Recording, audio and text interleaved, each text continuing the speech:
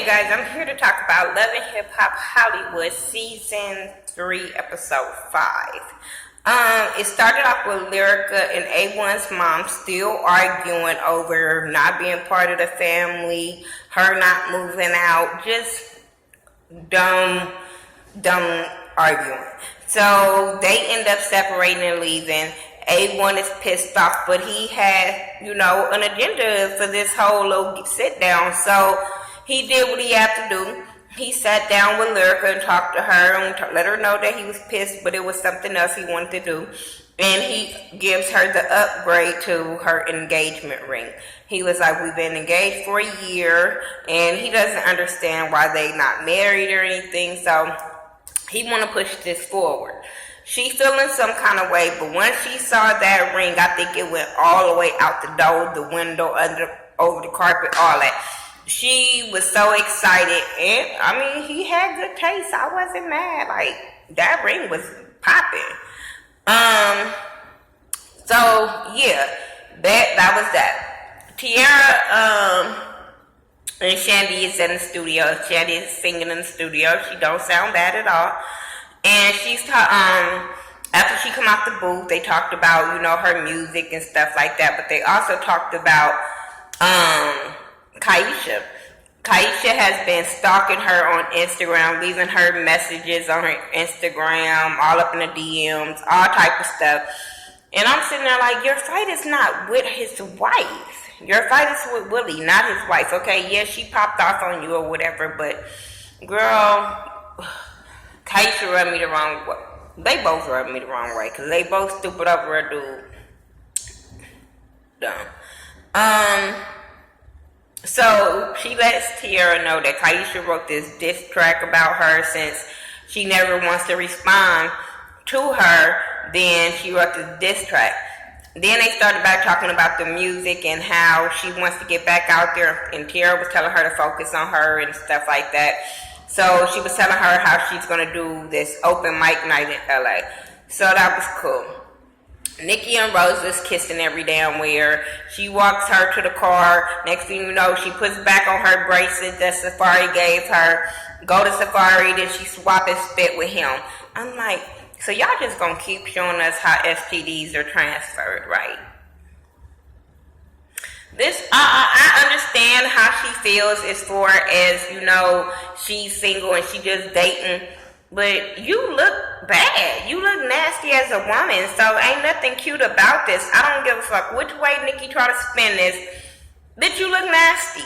And you a liar. So bitch, you're not a boss, bitch. You're a liar. Whatever. Yeah. Tiara and Nikki, Nia meet up, and she tells them that she's seeing a girl and a guy, so they shocked. But, once they said it was Rosa Acosta, whatever, they was like, okay, cool. And Tiara was like, damn, you making me want to be with a woman. And I agree with Nia, it's just a phase, so we're going to move on from that, whatever. Then they say, well, who the second person? Who's the man? So she say Safari. They like, wait, Nicki Minaj ex? She was like, well, you guys can see him like that, but I see him as Safari. Okay. And I don't like when friends go the way they were going, but I totally understood why they were telling her what they were telling her and going at her the way they were going at her. Like, you sure? Like, this dude ain't even your type. He's messy, with all the stuff that he's done with to Nicki Minaj, all that. And she looking dumbfounded, and she know what they saying is the truth. That's why she didn't argue back with them. And I was just like, wow. So they asked her, do they know about each other or whatever you told them. She let them know that she's been lying to both of them. And I'm just sitting there like, but you was mad and dumped Fizz for lying. I don't give a fuck if it was with his baby mama. But you dumped him for lying, and you're doing the same thing with two other people, and you supposed to be a boss bitch. No, you don't get that title.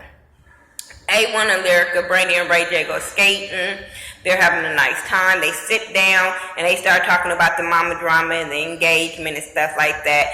And Ray J is shocked, like, what the fuck? Both of them are like, what the hell? They mamas. And that's how we all feel. They're mamas. Mamas, I don't have time to act like that.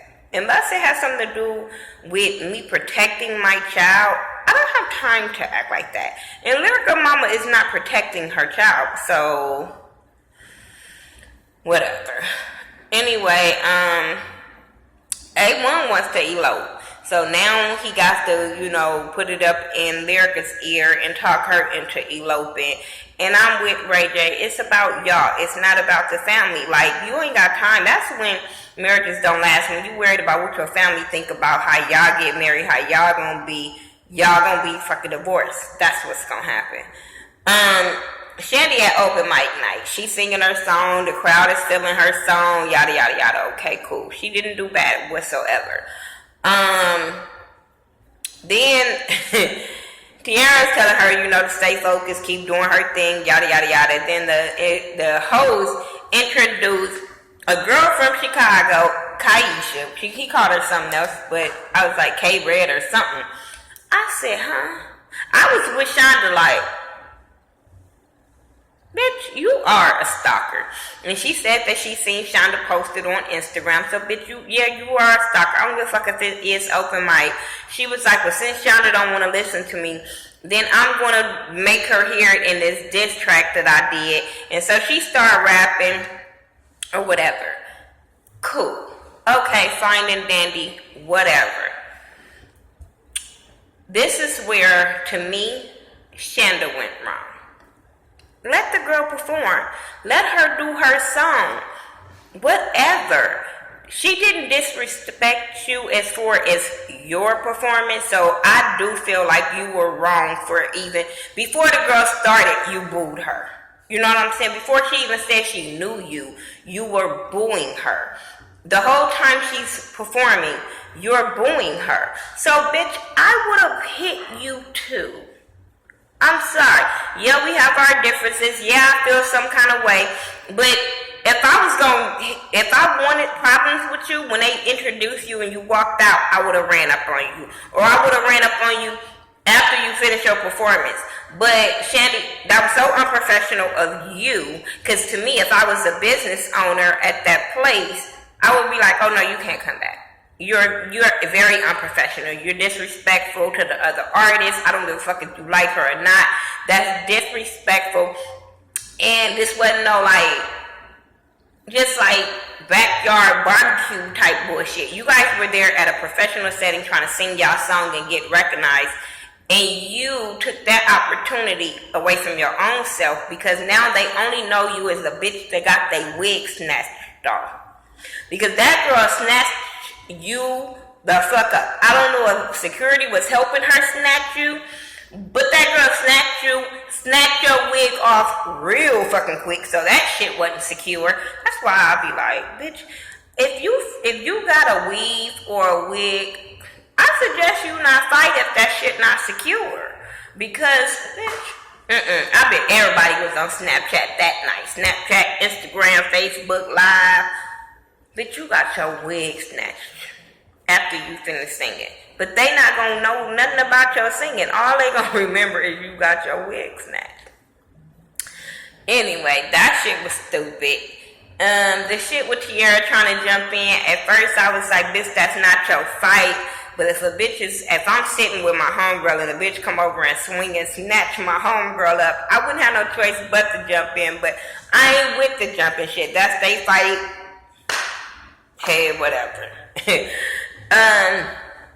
A1 Fizz is at the club and they're talking about the mama drama and all this kind of stuff and how he want to elope. Next thing you know, Safari comes in because A1 invited him. And Safari was like, cool, because I want to get up and meet up with Fizz anyway so I could talk to him about Nikki. So when he go up, he was telling him like, yeah, I really wanted to talk to you. And Fizz like, okay, for what? And he was like, because we got something in common, Nikki. So they started talking about Nikki, and he was basically saying that Nikki don't have time for him, and because he wanted to know why him and Fizz and Nikki broke up. And he was like, because she was always busy and didn't have no time and stuff like that. And that's the same thing that Safari is going through. Safari seems so thirsty. He seemed like you guys just start talking. Usually you see girls playing this role that Safari is playing. And I'm just like, that is such a, like, I don't look at him like a man or nothing. That ugly ass, I don't know why he keep coming in LA clubs with that fur coat shit on. I don't fucking understand. I don't understand why you think we still in New York with that ugly shit on. I'm not saying that New York people wear ugly shit. What I'm saying is that coat is not California weather.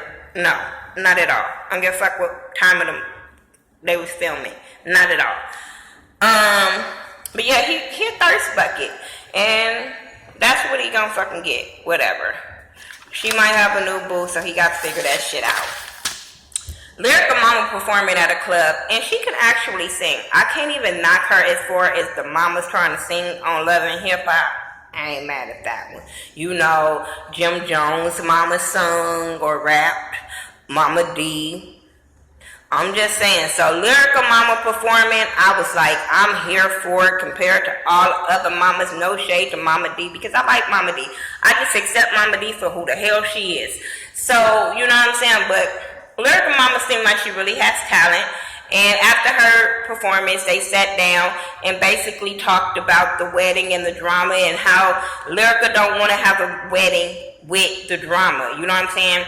She want a wedding, she just don't want the drama, and she don't know how that's going to be possible with these mamas not getting along. The mama is basically telling her, like, you marrying him in that family. I'm not. I don't have to like them. I don't have to be around them.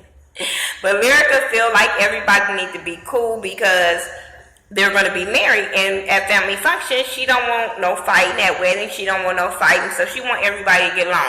In a perfect world, that would happen, but in a real world, it's always possible that the in-laws are not going to get along. Trust me, it took me a long time to get where I am. Trust me. So, it's not always going to happen, and I just get frustrated when it comes to people getting married and they worried about what everybody else getting along and what they think and all that. That's how y'all relationships be fucked up.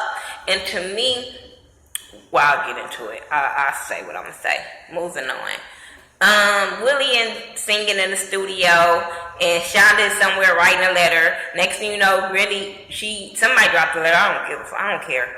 The letter was in the studio with Willie. He read the letter, and Shonda said she don't want to be with him. She's going to separate with him for right now because she needs to focus on her and get herself together. And until he can tell the fucking truth, then so be it.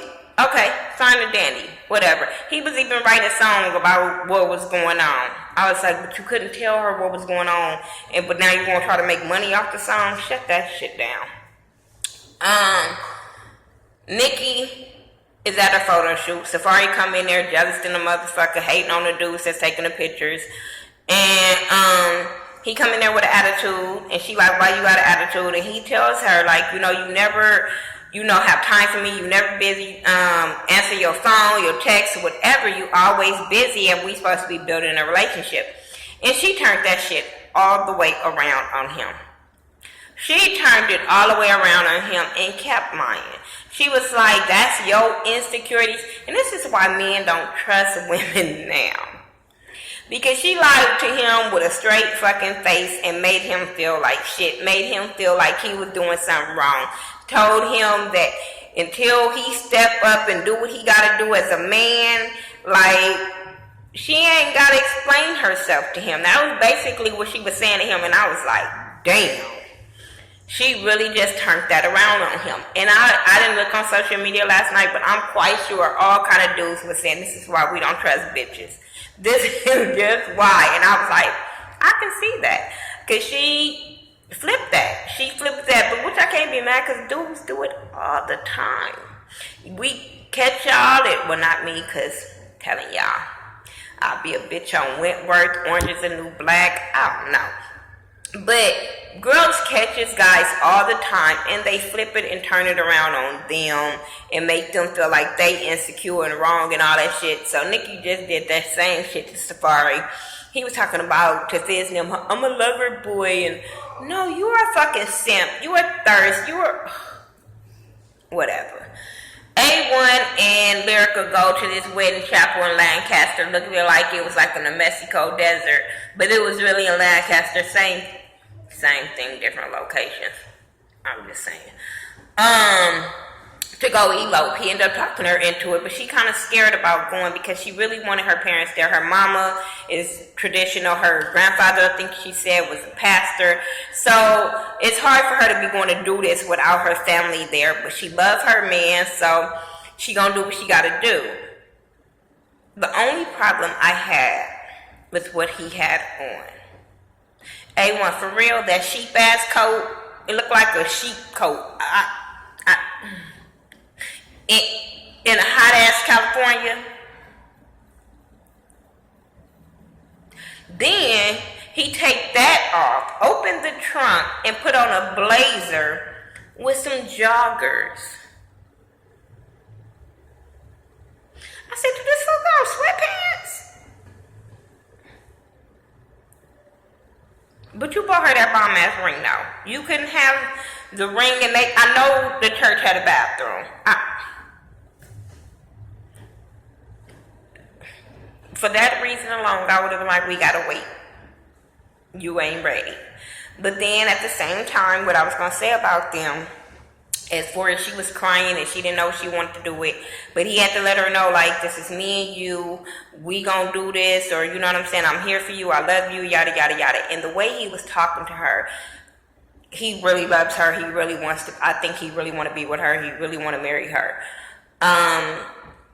And women have to be very, very careful of that. Because when a guy like that is pushing you for marriage, because it don't seem like he a gold digger or nothing like that.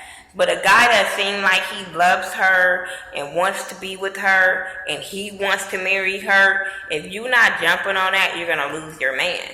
You're going to lose your man. If you're worried about what your mama going to say, your granddaddy, all these other people, and who not going to be there, you're going to lose your man. And then you're going to be a bitch with cats trying to figure out where things went wrong. And it was because this man loved you enough to want to marry you. I keep telling women, when men say they ready to get married, go get married, because it takes a lot in a man's mind to be like, you know what, this is what I want, this is how I want to settle down, because their mind is always on player mode. So for him to say he wants to be with her, wants to settle down with her, girl, and he don't seem like a hoe just yet.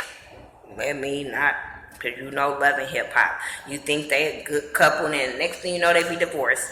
But I do really think they really like each other. I don't like her baby-ass voice, where she was doing with that skate ring with Princess and them. I was like, girl, grow your ass up and talk in your regular voice. Baby, I'm mute too. Girl, ain't nobody got time for that. But she was scared at first. She started crying. He talked her into it, and they did it. They went and got married. Now she is Miss Floyd A1 Bentley. Congratulations. Just saying.